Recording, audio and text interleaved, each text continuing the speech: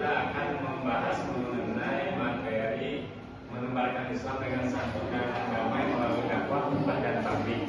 Nah, sebelum masuk ke pelajaran, kita berdoa dulu. Sebelum kita mulai belajar, alangkah baiknya kita berdoa. Berdoa dalam hati mulai. Berdoa selesai. Beri salam.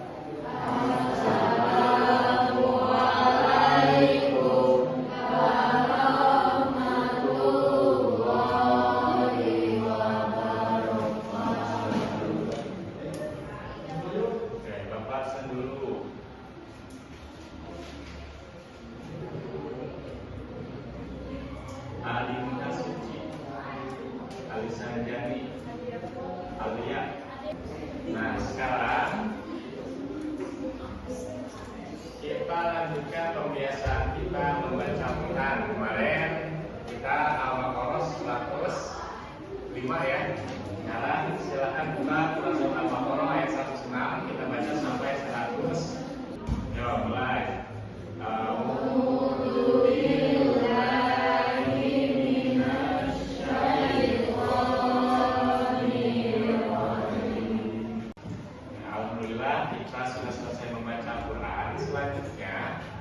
Tujuan pembelajaran pada hari ini. Nah, kalau sebelumnya tujuan pembelajaran kita adalah menganalisis ketentuan. Nah, hari ini kita akan menyusun teks khutbah dengan tema nilai-nilai Islam rahmatan lil alamin. Menyusun teks khutbah, ya.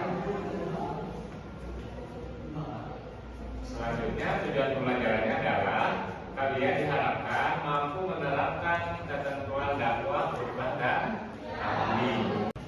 Nah, dari tujuan pembelajaran tersebut, harus ada pemahaman bermakna yang kalian pahami. Nah, dengan mempelajari teks khutbah, dakwah dan tabligh itu, diharapkan kalian akan mampu menerapkannya dalam kehidupan sehari-hari, menerapkan perilaku berdakwah atau mengajak kepada kebaikan dengan cara yang santun, damai, sopan, kemudian tanpa menyinggung syarat. Apa syaratnya?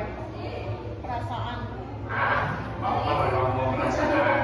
Syarat itu suku, agama dan ras. Benar.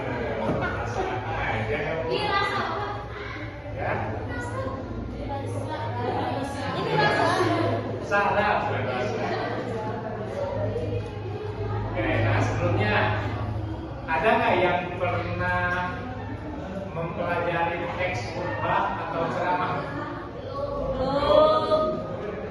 Kalau itu kalian pernah menyimak khutbah? Laki-laki nih pasti pernah ya? Sering. Lagi Idul Fitri atau Idul Adha? Pernah menyimak khutbah kan? Pernah. Pernah menyimak ceramah atau tabligh? Pernah. Ada bedanya nggak sih? Apa? Ada bedanya nggak? Penyampaiannya, terus isinya, terus suasana putarannya. Dari isi yang disampaikan, apakah ada perbedaan tidak dengan kajian biasa? Ada ya. Ada yang tahu apa perbedaannya? Sekarang kalian buka link yang sudah Bapak share di grup kelas. Di situ ada link teks khutbah. Nah, kalian simak teksnya, kemudian sekarang amati. Kan rukun ada khutbah itu ada rukun-rukunnya ya. Yang pertama harus ada memuji kepada Allah di kedua khutbah. Ini satu khutbah dulu ya. Yang kedua membaca sholawat kepada Nabi Muhammad. Yang ketiga berwasiat tentang dengan ketakwaan, membaca ayat suci Al-Quran, kemudian berdoa untuk kaum mukmin di khutbah terakhir. Ingat khutbah itu ada 2 bagian. Nah, 5 rukun ini harus terpenuhi.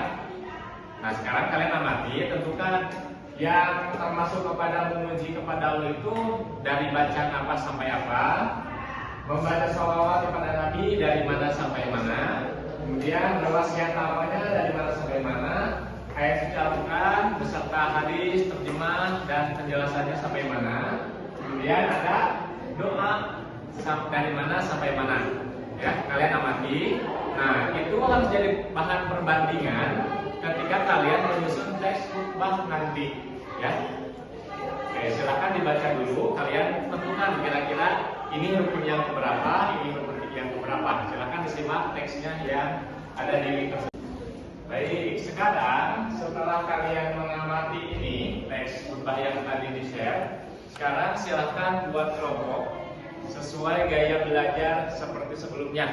Ada yang auditori 1 kelompok, kemudian yang kinestetik 3 kelompok.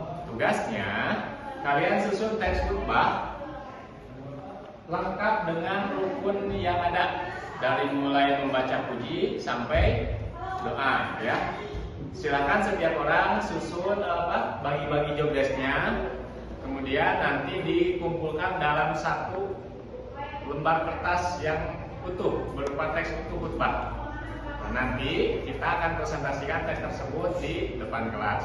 Gitu. Silakan sekarang bergabung dengan kelompok sesuai gaya belajarnya masing-masing.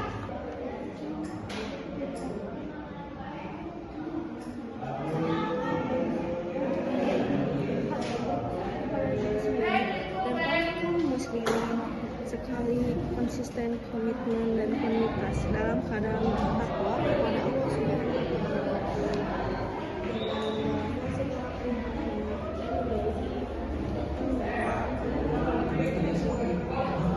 Sekarang setiap perwakilan akan maju ke depan. Tolong diperhatikan, kalau ada yang mau ditanyakan setelah presentasi boleh, ya.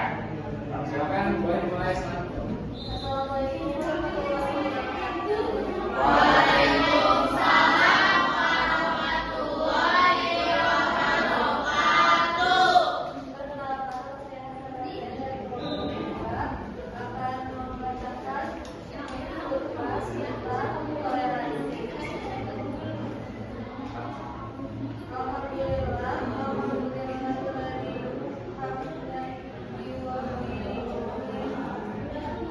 Dan nikmat yang dimuliakan Allah. Pertama sekali adalah kita bersyukur hadirat Allah yang telah memberikan sejuta nikmat kepada kita sekalian, sehingga masih bisa melaksanakan sholat Jumat di masjid yang dimuliakan. Salawat serta salam semoga tetap tercurahkan kepada junjungan kita Nabi besar Muhammad dan Rasulullah. Dan Jumat yang dimuliakan Allah, iman seharusnya dapat menjadikan kita bisa semakin dekat kepada Allah. Maka setiap muslim diwajibkan menuntut ilmu hal ini sesuai dengan hadis Nabi Muhammad. Dalam khutbah ini, khatib berpesan kepada diri sendiri dan para kaum muslimin sekalian yang hadir untuk tetap senantiasa secara konsisten, komitmen dan kontinuitas dalam keadaan bertakwa kepada Allah Subhanahu. Setelah tadi setiap kelompok presentasi, Bapak ingin menyampaikan beberapa saran untuk semuanya. Yang pertama, dari intonasi, ingat khutbah itu harus bisa diterima. Jangan seperti kalian membaca teks, ya. Harus ada intonasi naiknya di mana, turunnya di mana. Yang kedua, kelancaran dalam berbicara. Kalau misalnya kalian berkhutbah terus bahasanya ugal-ugal, kata bahasa Jerman namanya ugal-ugal, nah itu akan mengganggu pendengar. Jadi harus seluas mungkin, selancar mungkin, intonasinya harus dijaga, artikulasinya yang jelas, sehingga khutbah yang kalian sampaikan bisa dipahami dan bisa menarik untuk disimak. Itu aja evaluasinya. Sisanya sudah bagus, materi sudah bagus, apa yang dimunculkan dalam teksnya sudah bagus. Gitu. Paling dalam penyampaiannya saja yang harus diperbagus lagi. Oke, setelah kalian presentasi, setelah kita berdiskusi, nah ingat harus dipahami bahwa khutbah dan pidato atau tabligh adalah sesuatu yang berbeda. Perbedaannya, kalau khutbah ada rukun dan syarat. Kalau tabligh atau pidato atau ceramah, lebih fleksibel, lebih bebas. Nah, perbedaan yang sangat terasanya di situ ada pada syarat dan rukunnya. Kalau khutbah, kalau tabligh, kalau dakwah bisa dilaksanakan di mana saja, kapan saja. Kalau khutbah harus bukan di masjid, harus apa?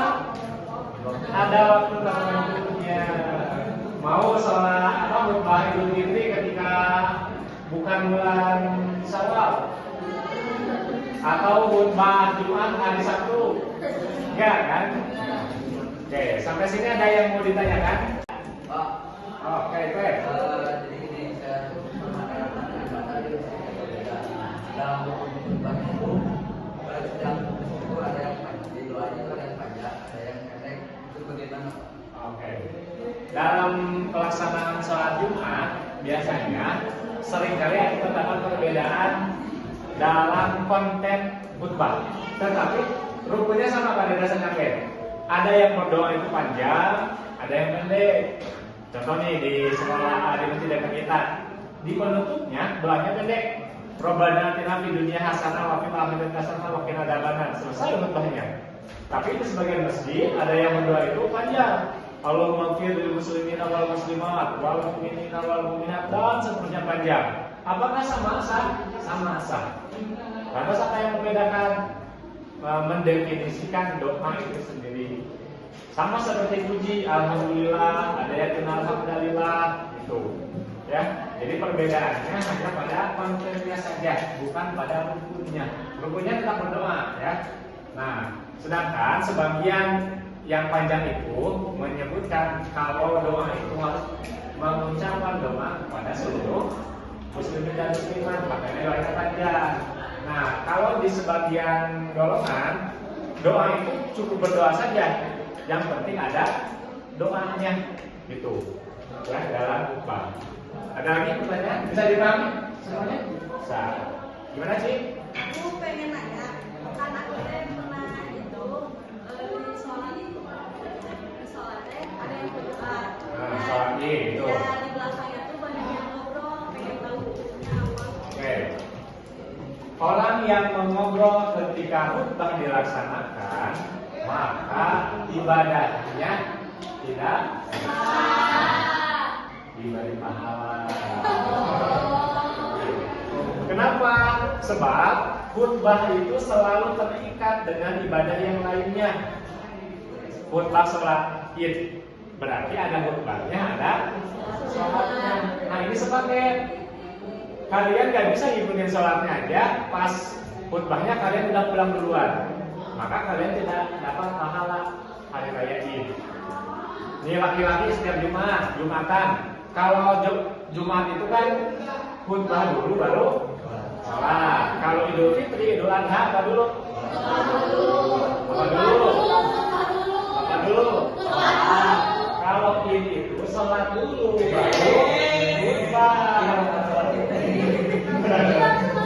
Nah, kedua hal ini tidak boleh ditinggalkan.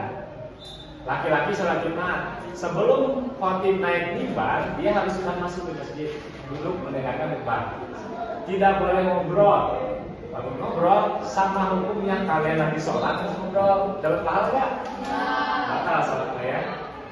Ketika Idul Adha atau Idul Fitri sama, kan sholat dulu baru khutbah. Itu bukan ceramah, itu bagian dari sholat khutbah itu, maka harus diam, dengarkan sampai selesai. Biasanya ibu-ibu, kalian calon ibu-ibu diam.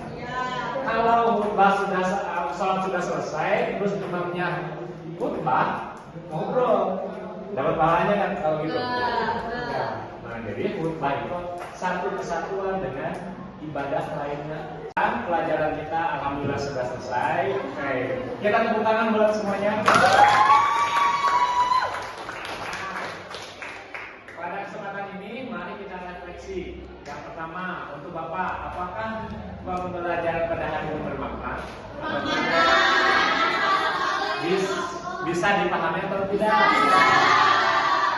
Nah, selanjutnya Bapak harapkan setiap pembelajaran itu kalian memperoleh pengetahuan yang baru, serta pengetahuan tersebut bisa bermanfaat dan digunakan diterapkan dalam kehidupan sehari-hari. Tadi udah dijelasin kalau lagi khutbah nggak boleh ngobrol. Nanti kalau khutbah Jumat, khutbah Id harus disimak sampai selesai, baru ngobrol gitu. Dan ini sudah selesai. Jangan lupa teks yang kalian tadi buat boleh dikirim ke email Bapak ya. Email Bapak sudah ada di grup, silahkan kirim. Nanti Bapak periksa sebagai penilaian untuk materi ini.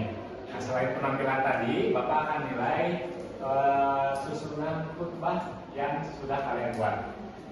Oke, setelah pembelajaran hari ini selesai, marilah kita berdoa mudah-mudahan apa yang kita pelajari hari ini bisa bermanfaat. Untuk minggu depan kita masih membahas mengenai materi ini. Minggu depan kita akan mengadakan tes sumatif, ya, ulangan sumatif.